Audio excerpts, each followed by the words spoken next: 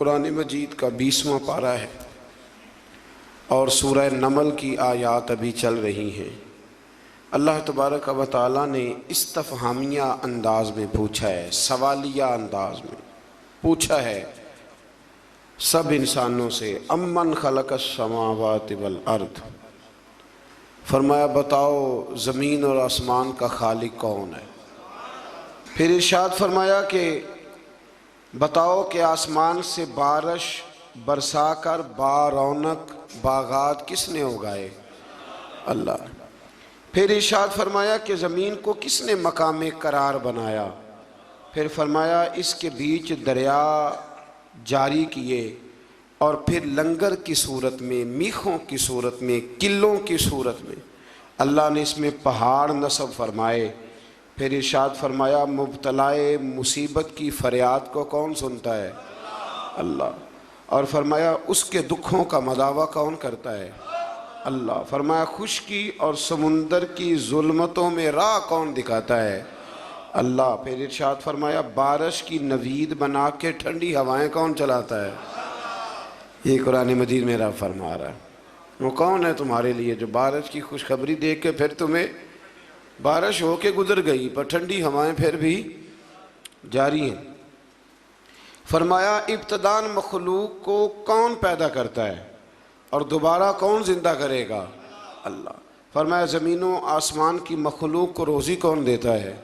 اللہ۔ اور پھر فرمایا یہ سارے سوالات اٹھانے کے بعد اللہ عز و جل نے انسان کی عقل سلیم سے سوال کیا کہ اللہ معبود برحق کے سوا یہ سب کام کرنے والا کوئی اور ہے؟ اور اس سوال کو قرآن نے بار بار دہرایا تاکہ عقل کے اندھے انسانوں کا ضمیر جاگ اٹھے اور وہ حق تبارک و تعالیٰ کی جلالت قدرت کو تسلیم کر لیں۔ اس مقام پر بھی قرآن فرماتا ہے کہ اے انسان زمین میں چل پھر کے دیکھ لو کہ باغی قومیں جو تھیں پھر میں نے ان کا کیا حال کیا اور وہ کس انجام سے دوچار ہوئی۔ یہ بھی فرمایا کہ آسمانوں زمینوں میں جو کچھ بھی چھپا ہوا ہے وہ تمہارے نزدیک چھپا ہوا ہے پر رب کے قریب لوح محفوظ پہ لکھا ہوا ہے، وہاں لکھا ہوا ہے سارا کچھ۔ انسان کو یہ سمجھنا چاہیے وہ یارو جو بندہ مشکل وقت میں ایک دفعہ قرضہ ادا کر دے وہ محسن بن جاتا ہے، ساری زندگی اس کا احسان نہیں اترتا، تو جو رب سارا کچھ عطا کرے اس کے احسان کی طرف توجہ ہی نہ جائے انسان کی، اسے سمجھنا چاہیے۔ آیت نمبر 80 میں اللہ تعالیٰ نے فرمایا کہ بے شک آپ مردوں کو نہیں سناتے اور نہ ہی بہروں کو اپنی پکار سناتے جب وہ پیٹ پھیر کر جا رہے ہیں۔ مزید فرمایا کہ آپ تو صرف ان لوگوں کو سناتے ہیں جو ہماری آیات پر ایمان لے۔ اس کا کیا مطلب ہوا کہ آپ ان کو نہیں سناتے؟ حالانکہ حضور تو سب کو سناتے تھے۔ فرمایا ان کو نہیں آپ سناتے، آپ صرف ان کو سناتے ہیں جو ہماری آیات پر۔ اس کا کیا مطلب ہوا؟ اس کا مطلب ہوا کہ کافر آپ کی بات سنتے ہیں تو پر سمجھنے کی کوشش نہیں کرتے۔ کچھ لوگ اخذ نہیں نہ کرنا چاہتے، اپنا آپ بدلنا نہیں چاہتے، تو ان کے سامنے آپ سارا کچھ بھی رکھ دیں جب وہ تبدیل ہی نہیں ہونا چاہتے۔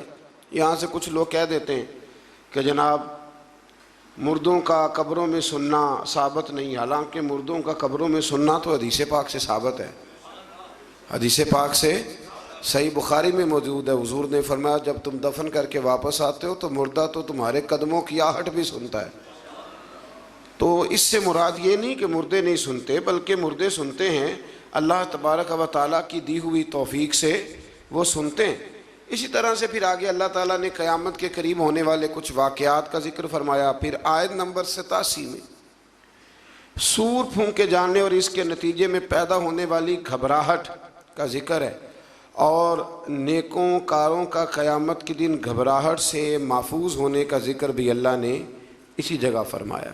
ایک سور پھونکی جائے گی، حضرت اسرافیل سور پھونکیں گے، وہ ایک ایسی آواز نکالیں گے جس سے سارے لوگ مر جائیں گے، پھر وہ دوبارہ وہی آواز نکالیں گے تو دوبارہ اللہ تعالیٰ سب کو زندگی عطا فرما دے گا۔ اس کو سور پھونکنا کہتے ہیں۔ اس سے پھر آگے سورہ قصص شروع ہوتی ہے۔ سورہ قصص میں اللہ تبارک و تعالیٰ نے توحید و رسالت، حیات بعد الموت جیسے عقائد اور اصول کو بیان فرمایا ہے حضرت موسیٰ علیہ السلام کی ولادت سے لے کر تورات عطا فرمانے تک کا تفصیلی بیان پھر اللہ نے یہاں فرمایا۔ کتنی جگہ پہ آپ پڑھ رہے ہیں؟ غالباً ہر پارے میں ذکر ہے میری معلومات کے مطابق۔ تو اس کا مطلب ہے حضرت موسیٰ کلیم اللہ کو بڑے ہی پیارے ہیں، یہ پیغمبر رب کریم کو۔ لیکن جس جگہ بھی ہم یہ تذکرہ پڑھتے ہیں ایک علیحدہ انداز میں ہے، ایک نئے انداز میں، ایک نئے ذوق کے ساتھ۔ یہاں بھی اللہ تعالیٰ نے ایک نئے انداز میں اس واقعے کا ذکر فرمایا ہے۔ وہ ساری تفصیل بھی ہے جو پیچھے آیات کے اندر ہم نے دیکھی تھی کہ حضرت موسیٰ علیہ السلام پیدا ہوئے، پھر ان کی والدہ نے انہیں صندوق میں ڈال کر دریا میں بہایا، پھر جس طرح ان کی ہمشیرہ نے ان کا خیال رکھا، پھر اللہ نے انہی کی ماں کو انہیں دودھ پلانے کی توفیق عطا فرمائی۔ اس سے تھوڑی سی تفصیل اور آگے ہے سورہ قصص کے اندر، اس کی تھوڑی اور ڈیٹیل اللہ تبارک و تعالیٰ نے بیان فرمائی ہے۔ وہ اس طرح کہ حضرت موسیٰ پھر فرعون کے گھر میں پلنے لگے، اور جب جوان ہو گئے تو فرعون کے ہاں جو ظلم ہوتا تھا حضرت موسیٰ اس پر بول پڑتے تھے، جلال فرماتے تھے۔ تو فرعون پھر ناراض رہنے لگا، یہاں تک کہ اس نے آپ کو نکال دیا، آپ تشریف لے گئے وہاں سے۔ تو حضرت موسیٰ ایک دن شام کے وقت دوبارہ آئے بستی میں، لوگ سوئے ہوئے تھے۔ تو دو آدمی، ایک بنی اسرائیل میں سے اور ایک فرعون کی اپنی قوم میں سے، وہ دونوں آپس میں جھگڑ رہے تھے۔ لیکن وہ جو حضرت موسیٰ کی بنی اسرائیل کی قوم کا شخص تھا، اس پر وہ قبطی، وہ جو فرعون کے قریبی لوگوں میں سے تھا، وہ ظلم کر رہا تھا اور بوجھ اٹھانے کی بات کر رہا تھا۔ اب اس نے حضرت موسیٰ کو پکارا کہ یہ دیکھے میرے ساتھ کس طرح کی بات کر رہا ہے۔ تو حضرت موسیٰ کا ارادہ بھی نہیں تھا، آپ نے بس اس کو سمجھایا، پر کچھ لوگوں کو سمجھ، تو حضرت موسیٰ نے پھر ایک مکہ مارا، ایک گھونسا مارا، صرف ایک ہی۔ یہ کئی تگڑے اور دلیر اس طرح کے بھی ہوتے ہیں کہ گھونسا ایک بھی برداشت نہیں کرتے۔ وہ ایک مارا، آدمی دھڑام سے زمین پہ گرا اور ماری گیا۔ حضرت موسیٰ کا ارادہ نہیں تھا، لیکن وہ مر گیا۔ حضرت موسیٰ علیہ السلام نے اس بات پر اپنے رب سے استغفار بھی فرمائی۔ قرآن کہتا ہے کہ انہوں نے معافی چاہی کہ اللہ میرا ارادہ نہیں تھا۔ بہرحال اگلے دن نا حضرت موسیٰ دوبارہ آئے۔ وہ سنا کرتے تھے نا ہم کہ بیوقوف دوست سے عقل مند دشمن بہتر ہوتا ہے۔ وہ کم از کم دشمنی تو عقل مندی سے کرتا ہے نا، لیکن جو بیوقوف دوست ہو بیوقوفی۔ حضرت موسیٰ دوبارہ آئے تو وہ بنی اسرائیلی اگلے دن کسی اور سے جھگڑا کر رہا تھا، پھر اس نے مدد کے لیے پکارا تو حضرت موسیٰ کہنے لگے مجھے لگتا یہ ہے کہ تیری عادت ہے، تو خود بڑا جھگڑالو ہے، تو نے روز نیا جھگڑا شروع کیا ہوتا ہے۔ حضرت موسیٰ جب اس کی طرف بڑھے نہ ڈانٹنے کے لیے تو اس نے شور کرنا شروع کر دیا، کہنے لگتا ہے جس طرح آپ نے اسے کل قتل کیا تھا مجھے بھی قتل ہی کریں گے۔ یہ انسانوں کا مزاج ہے کہ آپ جب تک کسی کے طبیعت کے مطابق چلیں گے وہ راضی رہتا ہے، اور ذرا آپ اس کی طبیعت سے ہٹتے ہیں تو وہ شور کرتا ہے۔ اس نے کہا جی آپ مجھے بھی لگتا ہے ماریں گے۔ حضرت موسیٰ کلیم اللہ علی نبینا علیہ السلام کے بارے میں جب اس نے شور کیا تو بات پھر فرعون کے دربار تک گئی۔ وہ تو پہلے ہی بہانہ تلاش کر رہا تھا، اس نے کہا ڈھونڈو پکڑو اور معاذ اللہ شہید کریں گے۔ کسی نے آ کے خبر دی کہ آپ جہاں سے ہجرت کر جائیں، اس لیے کہ آپ کے لیے یہاں حالات درست، اور بھائی یہ چھوڑ دیا کریں بات کہ فلاں آدمی کے حق میں فلاں جگہ حالات کیسے خراب ہوئے، تو نبی کریم علیہ السلام مکہ چھوڑ کے کیوں آئے، حضرت موسیٰ علیہ السلام نے ہجرت کیوں فرمائی۔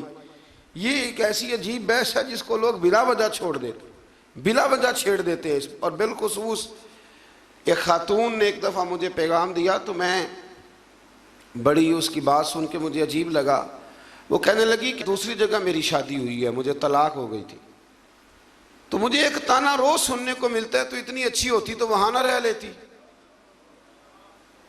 تو بھئی یہ کوئی تانے والی بات ہے؟ کوئی ضروری ہے کہ بیوی غلط ہوتی ہے تو طلاق ہوتی ہے؟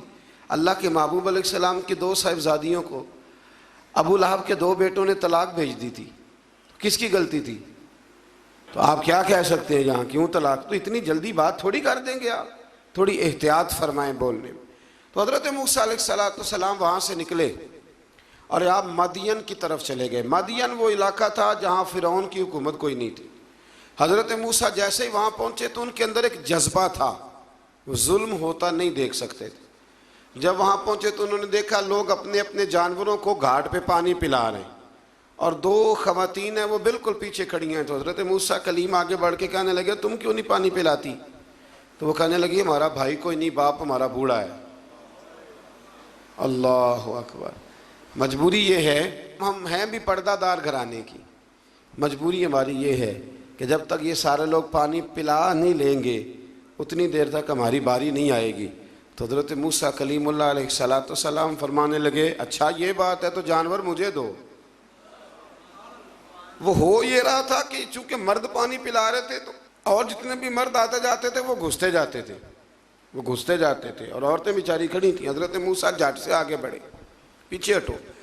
ان دو خواتین پاک باز عورتوں کے جانوروں کو پانی پلایا، اور پھر آپ دوبارہ وہیں بیٹھ گئے۔ وہ بیبیاں جلدی جلدی گھر گئیں، جا کے اپنے والد سے کہنے لگی ابا جی کمال ہو گیا، اس بستی میں ایک ایسا آدمی ملا ہے جو عورتوں کی طرف دیکھتا ہے تو نیکی کرنے کے لیے آگے بڑھتا ہے، جو مجبور اور بے کس کے لیے اچھے جذبات رکھتا ہے۔ فرمایا جلدی لاؤ۔ کچھ مفسرین اور طرف بھی گئے ہیں لیکن جمہور نے لکھا ہے کہ وہ حضرت شعیب علیہ السلام تھے۔ حضرت شعیب نے گھر بلایا، اپنی ایک بیٹی کو بھیجا، فرمایا بیٹے بلا کے لاؤ۔ وہ جب گھر آئے تو آپ فرمانے لگے آپ میرے ساتھ اجرت طے کر لیں، 8 سال یا 10 سال آپ میری بکریوں کو چرائیں، میرے گھر میں رہیں۔ اور پھر فوراً ہی فرمانے لگے اگر آپ ہمارے گھر میں رہیں گے، دیکھ بھال کریں گے تو میں اپنی ایک بیٹی کا نکاح بھی آپ کے ساتھ کر دوں گا۔ تو 8 سے 10 سال حضرت موسیٰ نے وہاں قیام فرمایا، اور پھر جب آپ کا نکاح ہو گیا تو آپ اپنی بیوی کو لے کے مصر کی جانب جا رہے تھے، تو رستے میں نا ٹھنڈ زیادہ ہو گئی، تو اپنی زوجہ سے کہنے لگے وہاں آگ جل رہی ہے، میں تیرے لیے آگ لے کے آتا ہوں تاکہ تو تاپ سکے، گرمی حاصل کر سکے۔ وہاں گئے تو درخت سے آواز آئی موسیٰ میں تیرا رب ہوں۔ درخت سے آواز آئی موسیٰ میں تیرا رب ہوں، اور حضرت موسیٰ کلیم اللہ کو وہاں وحی آنی شروع ہوئی۔ وہیں اللہ تعالیٰ نے انہیں وہ عصا عطا فرمایا جو پھر بعد میں اژدہا بنتا تھا۔ رب کریم نے وہیں حضرت موسیٰ کلیم کو وہیں ید بیضا عطا فرمایا۔ اپنا ہاتھ گریبان میں ڈال کے نکالتے تھے تو چاند اور سورج کی طرح روشنی دیا کرتا تھا۔ ید بیضا لیے بیٹھے ہیں اپنی۔ میں کبھی کبھی کہا کرتا ہوں کہ مولا کے دینے کے انداز بڑے انوکھے ہیں۔ بھائی یوسف کو کنویں میں پھینکتے ہیں تو اللہ مصر کا حکمران بنا دیتا ہے۔ فرعون تکلیف دیتا ہے، بظاہر حضرت موسیٰ کو دیس سے نکالتا ہے تو اللہ تبارک و تعالیٰ انہیں نبوت کی دولت عطا کر دیتا ہے۔ تو یہ اللہ تبارک و تعالیٰ کی تقسیم ہے نا جی، اور مولا کے دینے کے انداز انوکھے ہیں، نرالے ہیں، بے نیاز ہے نا، جب دیتا ہے تو پھر کمال ہی کرتا ہے۔ تو پھر حضرت موسیٰ وہاں سے واپس آئے اور آ کر کے آپ نے دوبارہ وہ سارا نظام زندگی شروع فرمایا۔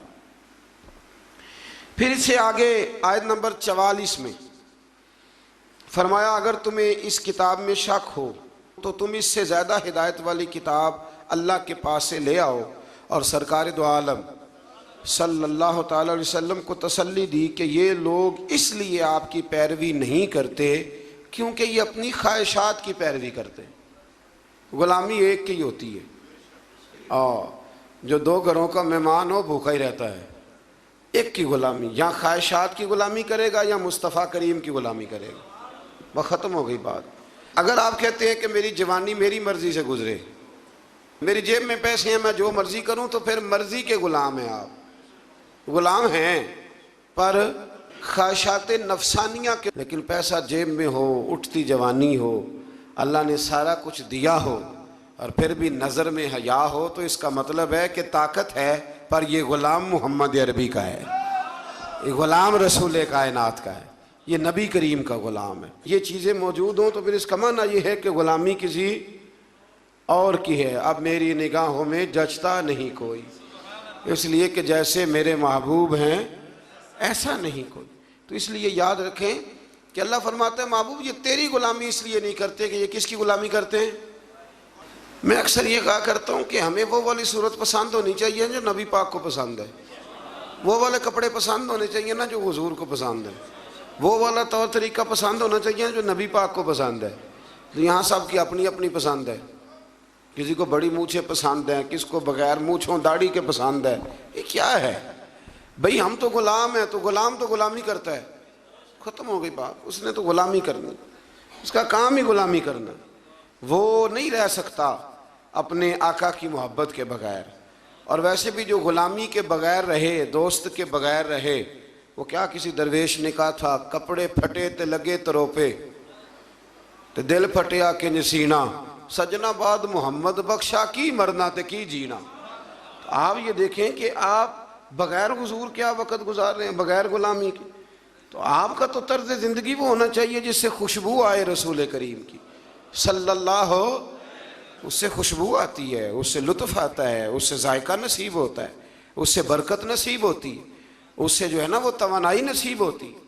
کئی دفعہ بڑی خوشی ہوتی ہے. مجھے ایک صاحب، دو صاحب، چار، مجھے جب 20 سینکڑوں لوگ ملے اور آہستہ آہستہ ایک عجیب سی لذت پیدا ہوئی جب مجھ سے آ کے کوئی پوچھتا ہے نا کہ اعلیٰ حضرت فاضل بریلوی نے فلانی بات لکھی ہے، مفتی اعظم نے یہ بات کہی ہے. میرا دل بڑا راضی ہوتا ہے کہ اس کا مطلب ہے کہ ہمارے بزرگوں کا نام ہمارے ساتھ جڑا ہوا ہے. کوئی سوال کرتا ہے، کوئی کہتا ہے. دیکھیں نا، میرے ایک دوست ہیں تو ان کے والد پیر بھائی ہیں، مرید ہیں، تو ان کا ابا شکایت لے کے آیا اور بڑے اس نے سخت سست جملے کہہ دیتے ہیں نا جی استاد کو، جی آپ کے پاس کیا سیکھا. حالانکہ استاد کے پاس بھی جواب ہوتا ہے کہ میرے پاس تو آیا 22 سال کے بعد، تو آپ نے 22 سالوں میں کیا سکھایا ہے، یہ بھی تو جواب ہوتا ہے نا، لیکن نہیں دیا جاتا. اس نے بڑی شکایتیں لگائی ہوں، میں نے ساری ہنس کے سنی. میں ہنستا رہا تو مجھے کہنے لگے پیر صاحب میں شکایتیں کر رہا ہوں، آپ ہنس رہے ہیں.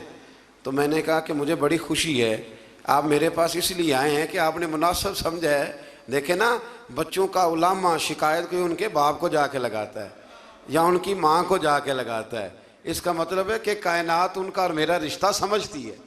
پھر بڑی جلدی لوگ کہتے ہیں میرا جی کوئی تعلق نہیں، میرے پاس تو 1.5 گھنٹہ آتا ہے. بھائی 1.5 گھنٹہ کیا، 10 منٹ بھی ہے، رشتہ تو رشتہ ہی ہوتا ہے. یہ کیا بات ہوئی؟ اب میں آگے جانا نہیں چاہ رہا، ورنہ مجھے مزہ آنے لگ گیا اس موضوع کا. میں آگے جانا نہیں چاہ رہا. ایک صحابی تھے، حضور کو ہنسایا کرتے تھے. ایک دن غلطی سے شراب پی بیٹھے، آ کے پتہ چل گیا شراب پیا. حضور نے فرمایا لے جاؤ ستون کے ساتھ 80 کوڑے مارو، 70 کوڑے مارو. صحابہ کوڑے مار رہے ہیں تو حضور بے-چینی کے ساتھ ٹہل رہے ہیں. تو ایک صحابی نے کہا حضور اس نے تو شراب پی ہے اور اس پہ حد لگی ہے تو آپ بے چینی سے ٹہل رہے ہیں. حضور فرمانے لگے غلطی ہو گئی تو کیا ہوا، اللہ سے بھی پیار کرتا ہے، اللہ کے رسول سے بھی پیار کرتا ہے. اب یہ کیا بات ہوئی کہ ہم اپنا کہنا ہی چھوڑ دیں؟ یہ کہ جے کر یار دے نام دا ملے مینا، انہوں چولی پا لئیے پنجے سٹیے نا، تے یہ کر یار دے نام دی ملے سولی، تے چوٹا چوٹ لئیے پیشانٹیے نا. یہ کیا بات ہوئی؟ کہ یہ خواہشات کی پیروی کرتے ہیں تو محبوب ایک کی غلامی ہوگی، یا تیری کریں گے یا خواہشات کی کریں گے. تو اپنی ساری خواہشات ختم کر دیں، ختم. غلامی نام ہی اس کا کہ اپنی کوئی خواہش نہ رہے. رنگے چمن پسند نہ پھولوں کی بو پسند، ہم کو ہے وہ پسند جسے آئے تو پسند. تو اس لیے نکل آئیں اس رستے. یہ بڑا سوکھا حل ہے زندگی مزے سے گزارنے، زندگی لطف کے ساتھ گزارنے کا بڑا آسان اور بڑا پیارا اور بڑا میٹھا حل. اللہ سمجھنے کی توفیق عطا فرمائے. آیت نمبر 52 آیت نمبر 52 میں نجاشی کے دربار سے آئے ہوئے وفد کے قبول اسلام اور ابو جہل کی اس کے ساتھ بدتمیزی کا ذکر کیا گیا. وہاں سے نجاشی کے دربار سے کچھ لوگ آئے. جب حضرت جعفر طیار نے وہاں جا کے قرآن مجید سنایا تو رو رو کے ان کی آنکھیں تار ہو گئیں. 7ویں سپارے میں تفصیل بیان کر آیا ہوں. وہاں سے کچھ لوگ کلمہ پڑھنے آئے تو نبی پاک صلی اللہ علیہ وسلم کے سامنے آ کے جب انہوں نے کلمہ پڑھا نا، یہ بڑی قابل غور بات ہے، آپ نے اس بات کو سمجھنا ہے، اس کے کئی پہلو ہیں جو توجہ کے قابل ہیں. انہوں نے آ کے کلمہ پڑھا تو ابو جہل ان سے کہنے لگا کہ ہم قریب رہتے ہیں، اگر معاذ اللہ تعالیٰ کوئی چیز اچھی نظر آتی ہوتی تو ہم نہ کلمہ پڑھ لیتے، تو اتنی دور سے آگے کلمہ پڑھ رہے ہو. پھر بدتمیزی کی، ان کے ساتھ برا بھلا کہا، انہیں تکلیف دی. تو وہ جاتی دفعہ پتہ کیا کہہ گئے؟ وہ کہنے لگے ہدایت تو رب دیتا ہے، ہدایت تو اللہ دیتا ہے، یہ تو اللہ دیتا ہے. دیکھیں نا، یہ جو دیا ہوتا ہے نا، اس کے بالکل نیچے اندھیرا ہوتا ہے. اب دیے جلتے نہیں تو نوجوانوں کو تو بالکل ہی نہیں نہ پتا. اب تو موم بتی پچھلے کچھ سالوں میں تو شارٹ ہو گئی تھی، تو اب تو میرے خیال ہے بننی بھی ذرا کام ہو گئی ہے. تو جو دیا ہوتا ہے نا اس کے بالکل نیچے، کبھی غور کیا آپ نے؟ اس کے بالکل نیچے کیوں؟ اس لیے کہ نیچے والے نیچے سے نکلنا نہیں چاہتے. وہ اگر نیچے سے نکل کے سائیڈ پہ کھڑے ہو کے روشنی کی زیارت کریں تو انہیں بھی ہدایت مل سکتی ہے، لیکن وہ کہتے ہیں جی ہم تو نیچے ہیں. وہ جو بیت اللہ شریف کے بالکل پاس رہتے ہیں وہ نہیں طواف زیادہ کرتے. بالکل ہمارے یہاں شہر کے ایک سنگی ہیں تو بالکل زمزم ہوٹل میں کلاک ٹاور میں کام کرتے ہیں. میں نے ان سے کہا کہ نماز کا وقت ہو گیا، میں نے کہا چلے؟ کہنے لگا جی ہم ذرا کم جاتے ہیں، آپ دور سے آئے ہیں تو آپ کو موقع زیادہ دینا چاہتے ہیں. تو ابو جہل نے مذاق اڑایا ان لوگوں کا. تو رب کریم نے ان آیات میں اس بات کا ذکر، اور یہ یاد رکھیں بڑی دور سے آئے تھے، بڑی دور سے اب ایسے کرنی، بڑی دور سے آئے. اللہ اکبر. اور جھلک دیکھے بغیر گئے پر مصطفیٰ کریم نے جھولی بھر کے عطا فرمایا. اور عبداللہ بن ابی سلول منافق ساری زندگی پیچھے نمازیں پڑھتا رہا پر منافق کا منافق مر گیا. بارش برستی رہتی ہے لیکن زمین کا بھی تو زرخیز ہونا شرط ہے نا، تو زمین بھی زرخیز ہونی چاہیے. اللہ سمجھنے کی توفیق عطا فرما. پھر اس طرح اللہ تبارک و تعالیٰ نے آیت نمبر 57 سے کفار مکہ نے رسول اللہ صلی اللہ علیہ وسلم سے جو کہا کہ اگر ہم آپ کے ساتھ ہدایت کی پیروی کریں تو ہم اپنے ملک سے اچک لیے جائیں گے، لوگ تو پھر ہمیں چھوڑیں گے نہیں، اس وطن سے لوگ نکال دیں گے. آج بھی حکمران کہتے نہیں دنیا کے ساتھ نہیں جینا، اسلام نافذ کر دیں گے تو پھر دنیا کیا کہے گی؟ بھئی دنیا کی دیکھنی ہے کہ اللہ رسول کی دیکھنی ہے؟ بولی انہوں نے بھی کہنے لگے پھر تو دنیا ہمیں اچک کر لے جائے گی، یعنی موجودہ فوائد سے محروم ہو جائیں گے. اللہ تعالیٰ نے فرمایا کیا ہم نے ان کو اپنے حرم میں آباد نہیں کیا جو امن والا ہے؟ اس کی طرف ہمارے دیے ہوئے ہر قسم کے پھل لائے جاتے ہیں، لیکن ان میں سے اکثر لوگ نہیں جانتے. یعنی اسلام کی برکت سے دنیاوی نعمتیں چھن نہیں جائیں گی بلکہ اللہ تعالیٰ اس میں اضافہ فرما دے گا. دین کی برکت سے اضافہ ہی ہوتا ہے. وہ ابو جہل اس وقت کہتا تھا کہ اگر کلمہ پڑھ لیں گے تو پھر ہمارا کیا بنے گا. تو آج مکے کا کیا حال ہے؟ آج مکے کا کیا حال ہے؟ دنیا کی بہت کم فصل اور سبزی وہاں ہوتی ہے، ہوتی کم ہے پر ملتی ساری ہے. جو کہیں سے نہیں ملتی وہ وہاں سے ملتی ہے. دودھ پینا ہے تو فریش، لسی پینی ہے تو ہمارے صاحب ایک حاجی صاحب تھے درویش، تو لسی بڑی پیتے تھے. تو حج کے لیے ہم لوگ حاضر ہوئے تو میرے کان میں کہنے لگے میں لسی تو بغیر نہیں جے بچدا. میں نے کہا چلے اللہ دینے والا ہے. تو پھر اللہ نے لسی بڑی دی، پھر وہ ہم سے ختم نہیں ہوتی تھی. بڑی پیتے تھے پر وہ ختم. آیت نمبر 62 میں قیامت کے دن کفار کو ندا کر کے ان کے معبودان باطلہ کے بارے استفسار کیا گیا ہے کہ کفار کا اپنے معبودوں پر الزام، معبودوں کی بیزاری اور دونوں کی بے بسی. فرشتوں کے اس سوال کے جواب میں خاموش رہنے کا بیان ہے کہ تم نے اپنے رسولوں کو کیا جواب دیا. آیت نمبر 68 میں اللہ تعالیٰ کے خالق ہونے، عالم الغیب ہونے اور معبود برحق ہونے کا بیان. عالم الغیب کون ہے؟ اللہ. اللہ کے علاوہ کوئی عالم الغیب، علم غیب ہے رسولوں کے پاس لیکن عالم الغیب اللہ. یہ یاد رکھیں، لوگ دھوکہ دیتے ہیں لفظ بول کے.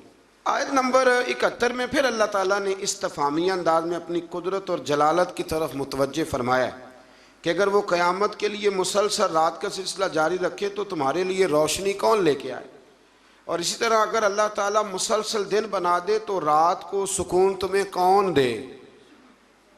بس کیا تم سنتے نہیں، سوچتے نہیں، اور کیا تم سمجھتے یہ اللہ نے دن بھی تمہارے لیے بنایا ہے اور رات کا سکون بھی تمہارے لیے. پھر آیت نمبر 76 سے نا قارون کا ذکر ہے.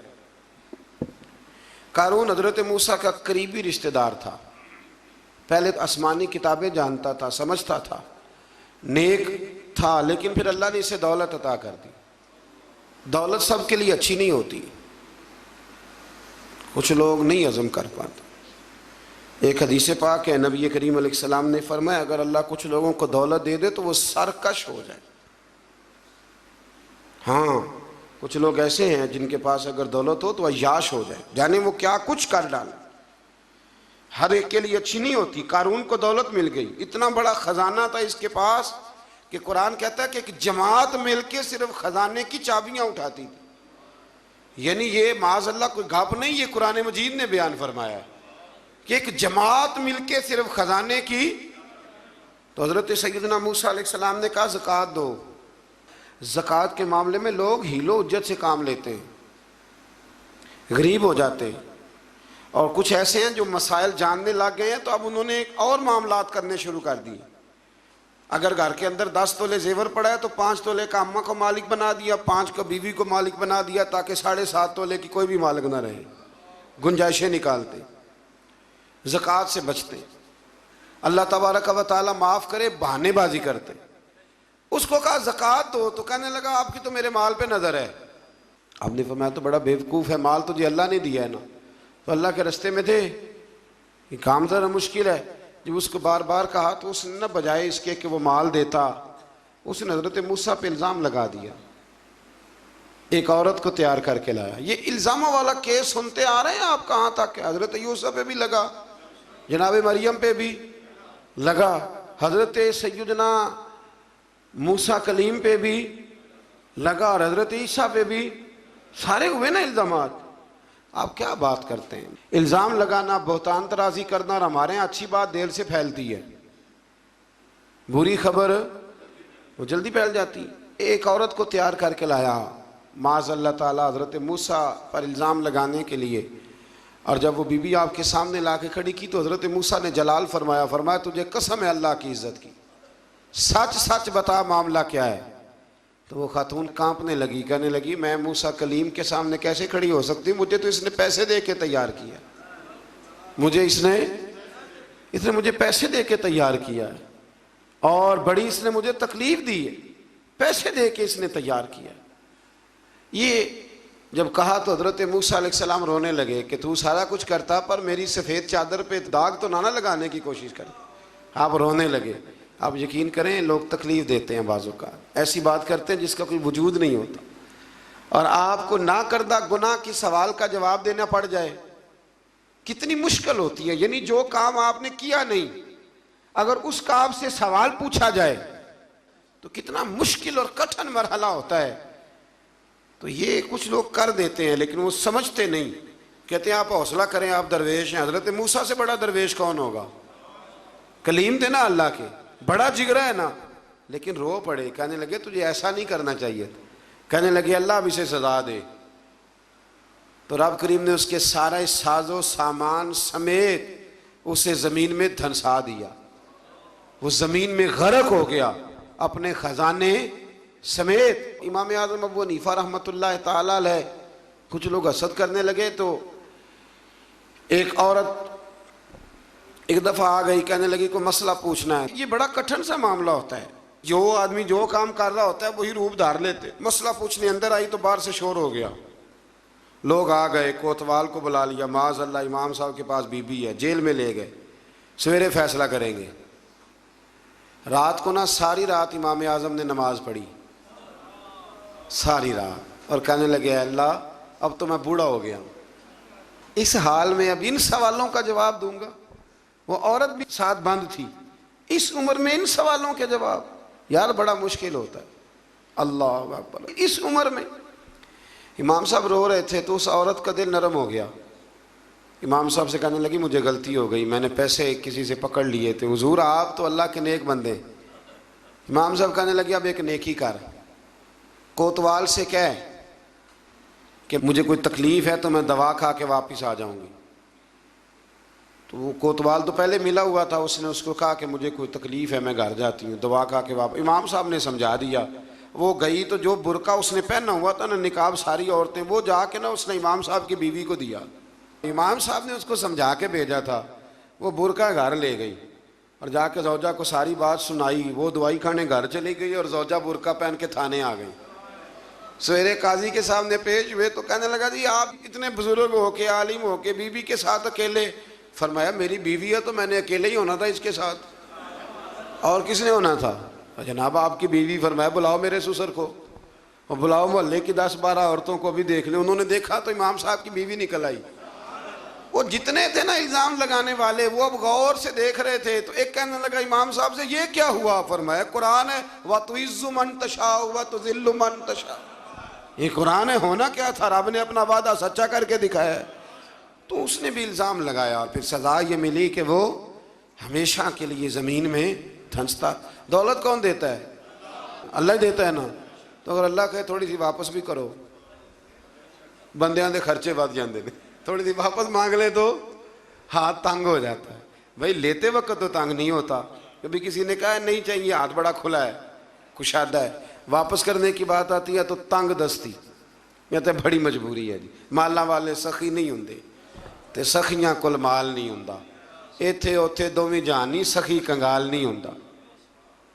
پھر اللہ تبارک و تعالیٰ نے آیت نمبر 83 میں فرمایا کہ یہ آخرت کا گھر ہم نے ان کے لیے مقدر کرتے ہیں جو زمین میں نہ تو تکبر کرتے ہیں نہ فساد کرتے ہیں۔ اچھا انجام صرف پرہیزگاروں کے لیے ہوتا ہے۔ اگلی آیت کا مفہوم یہ ہے کہ ہر ایک اپنے اچھے یا برے اعمال کی جزا یا سزا پائے گا۔ اس کے آگے پھر سورہ عنکبوت شروع ہوتی ہے۔ اس صورت میں اللہ تبارک و تعالیٰ نے بہت سارے توحید کے دلائل بھی بیان فرمائے اور بھی کئی اہم چیزوں کی طرف توجہ اپنے بندوں کی دلائی ہے۔ آیت نمبر 8 میں اللہ تعالیٰ نے حکم فرمایا کہ اپنے ماں باپ کے ساتھ نیک سلوک کرو، لیکن یہاں مضمون ذرا الگ کر دیا، اللہ تعالیٰ نے مضمون ذرا الگ کر دیا، اپنے ماں باپ کے ساتھ نیک سلوک کرو اور ان کی اطاعت کی حدود بھی مقرر کر دی۔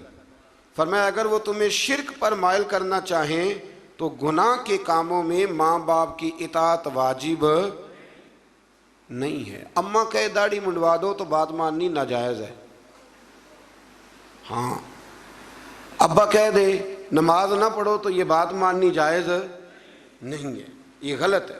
اللہ نے یہاں حد بندی کر دی کہ تم نے حدود شریعت کے اندر ماں باپ کی فرما برداری کرنی، حدود شریعت کے اندر۔ اگر ماں باپ غیر شرعی حکم دیں گے، یہ انوکھا مضمون، اور یہ بیان میرے اللہ نے فرمایا ہے، حد بندی کر دی۔ اگر وہ ناجائز حکم دیں گے تو وہ تسلیم۔ حضرت سعد بن نبی وقاص فرمایا کرتے تھے، آیت میرے بارے میں آئی ہے، فرمانے لگے میں نے کلمہ پڑھا تو میری اماں نے بھوک ہڑتال کر دی، کہنے لگی جب تک تو کلمہ نہیں چھوڑے گا میں روٹی نہیں کھاؤں گی۔ اور پھر وہ کہنے لگی کہ میں مر جاؤں گی اور پھر سارا زمانہ تجھے کہے گا وہ جا رہا ہے ماں کا قاتل، وہ جا رہا ہے ماں کا قاتل، وہ جا رہا ہے ماں کا قاتل، بار بار پھر لوگ تجھے یہی کہیں گے، تو میں نے اس دن روٹی کھانی ہے جس دن تو کلمہ چھوڑ دے گا۔ تو حضرت سعد بن ابی وقاص کہتے ہیں میں ایک دن اپنی اماں کے سامنے کھڑا ہو گیا، میں نے کہا اماں میں نے تیری ساری زندگی خدمت کی، کوئی نافرمانی تو نہیں کی؟ کہا نہیں۔ تو کہا اماں تو یہ بھی جانتی ہے کہ میں جو فیصلہ کرتا ہوں اٹل ہی کرتا ہوں؟ کہا ہاں۔ فرمایا اماں پھر سن لے، تیری ایک جان ہے نا، اگر 1000 بھی ہو اور ایک ایک کر کے سارے نکل جائے تو پھر بھی میں محمد عربی کا کلمہ کوئی نہیں چھوڑوں، کلمہ نہیں چھوٹتا۔ ماں چھوٹ جائے گی پر کلمہ وہ نہیں چھوٹتا، وہ بات ہو چکی ہے، وہ معاملہ طے ہو گیا۔ لہٰذا تو کھانا کھانا ہے تو کھا، نہیں کھانا تو نہ کھا۔ کہتے میں گھر سے باہر چلا گیا، یہ بات کر کے واپس آیا تو ہمیں روٹی کھا رہی تھی، محلے کی بیویاں کہنے لگی اب تجھے کیا ہوا؟ کہنے لگی میرا بچہ باتوں کا بڑا پکا ہے، مجھے پتہ ہے جو کہہ رہا ہے بالکل ٹھیک کہہ رہا ہے۔ یہ جو بچے کہتے ہیں نا میری اماں نہیں مانتی، مجھے ویسے ان بچوں پہ بھی شک ہے، بچے ناراض نہ ہو جائیں، ان کی اماں صرف ان باتوں پہ نہیں مانتی جن میں ان کا اپنا فائدہ ہوتا ہے۔ ایک سے میں نے کہا داڑھی شریف رکھ لو، کہنے لگا اماں کہتی ہے ابھی تیری عمر نہیں۔ میں کہ جا اماں کو لکھا کے لیا داڑھی دی کیڑی عمر ہوں دی، کہ لکھ کے دے کس عمر میں رکھنی چاہیے، جا آ جائے تو پھر منانی نہیں چاہیے، اس پہ استقامت اختیار کریں، اللہ توفیق عطا فرمائے۔ پھر اللہ تبارک و تعالیٰ نے اس سے آگے بڑھ کے پھر اسی طریقے سے دوبارہ حضرت ابراہیم علیہ السلام کی قوم کا ذکر کیا ہے۔ پھر آیت نمبر 26 میں لوط، اسحاق اور یعقوب علیہ السلام کا ذکر ہے کہ کس طرح کر کے وہ لوگ غیر فطری طریقے سے اپنی خواہشات کو پوری کرتے تھے۔ اللہ تبارک و تعالیٰ نے ان آیات میں بتایا کہ بالآخر اللہ تعالیٰ نے لوط علیہ السلام اور ان کی قوم اور ان کے جو اپنے تھے ان کو اللہ نے بچا لیا تھا، اور سمجھائی بات یہ ہے کہ کفر کے دور میں بھی جو لوگ نیکیاں کریں گے اللہ ان پہ فضل ضرور فرمائے گا، اللہ ان پر کرم ضرور۔ ہمارے پاس ایک بات ہے، مجھ سے بھی ایک صاحب نے پوچھی تھی، ایک دفعہ میں گیا ہوا تھا باہر تو کہنے لگے کفر کا علاقہ ہے تو اس میں نیکی کرنا بڑا مشکل ہے۔ تو میں نے کہا جب ابو بکر صدیق نیکی کرتے تھے سارے مسلمان ہی تھے، جب حضرت عمر نیکی کرتے تھے سارے لوگ ٹھیک تھے، جس زمانے میں مولا علی شیر خدا سچ بول رہے تھے تو مکہ سارا سچ ہی بولتا تھا، یہ تو بہانہ ہے۔ جس دور میں حضرت عثمان غنی حیا والے تھے، باقی سارے لوگ بھی حیا والے تھے، تو فرمایا ہم ان کو بچا لیتے ہیں، جو شر کے دنوں میں بھی خیر کی اذانیں پڑھا کرتے ہیں کو بچا لیا جاتا ہے۔ پھر آیت نمبر 40 سے قرآن نے بتایا کہ ان میں سے بعض سرکش قوموں پر ہم نے پتھر بھی برسائے، اور بعض کو چنگاڑ نے پکڑ لیا، بعض کو زمین میں دھنسا دیا، بعض کو سمندر میں غرق کر دیا۔ اللہ ان پر ظلم کرنے والا نہ تھا، بلکہ یہ خود ہی اپنی جانوں پر ظلم کرنے والے تھے۔ پھر آخر میں اللہ تعالیٰ نے اہل کتاب سے بحث و مباحثہ اور مجادلے کے آداب اور اسلوب تبلیغ بتائی ہے کہ بڑی شائستہ سی شستہ سی گفتگو کرنی، صاف ستھرے لفظوں میں آپ نے کسی سے بات کرنی ہے، آپ کا لب و لہجہ گھائل کرنے والا نہ ہو، مائل کرنے والا ہو، اچھے انداز میں دین کا پیغام دیں، اچھے انداز۔ جب ہم کسی کو اپنے حق میں دلائل دیتے ہیں تو بڑے اچھے دیتے ہیں، اور جب اللہ رسول کے حق میں دے تو پھر بھی دلائل اچھے کر کے دے۔ اللہ تبارک و تعالی سمجھنے کی توفیق عطا فرمائے۔